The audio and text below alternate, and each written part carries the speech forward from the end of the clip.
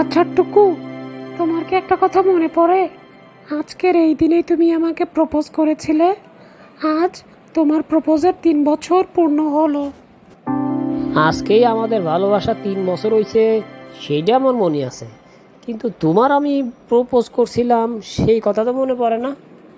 তুমি আমাকে প্রপোজ করনি তো কে করেছে? আমি করেছি? তুমি কি আমাকে এটাই বোঝাতে চাচ্ছ? এইখানে তো বোঝানোর কিছু নাই, এটা যেটা প্রকৃত বিষয় সেটাই। হ্যাঁ, না আমি বুঝাবো কে? তুমি নিজেও তো বুঝতে চাও। তোমার মতো ছেলেকে আমি প্রপোজ করেছি? তুমি কি পাগল হয়ে গিয়েছো নাকি ইদানিং মাল টাল খাও?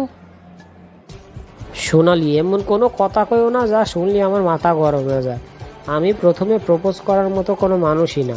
আমার তুমি এরকম ভাইবো না যে আমি প্রথম প্রপোজ করবো, আমি ওই ধরনের ছেলে। তোমার যে চেহারাটুকু, তোমাকে আমি কেন, পৃথিবীর কোনো মেয়েই তোমাকে প্রপোজ করবে না।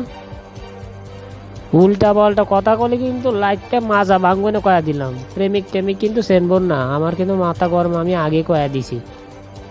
হ্যাঁ ফকিনির বাচ্চা, তোর মাথা গরম আর আমার মাথা কি ঠান্ডা? আমার মাথা তোর চেয়েও গরম। তুই এইখান থেকে যা, নাহলে তোর তল পেটে লাত্তি মারবো। কালকেই দেখিস তোর চেয়ে ভালো মাইয়া নিয়ে আমি রাস্তা দিয়ে ঘুরবো, এই আমি তোর কয়া দিলাম। তুই কিন্তু আবার আমার পিছে পিছে কুত্তের মতো ঘুরিস না কলাম। আরে যা যা, তোর মতো কত ফকিনি দেখেছি, কত আসলো আর গেল, আমার পেছনে ঘুরলো। তোর সাথে আজকেই ব্রেকআপ, যা ফকিনির বাচ্চা।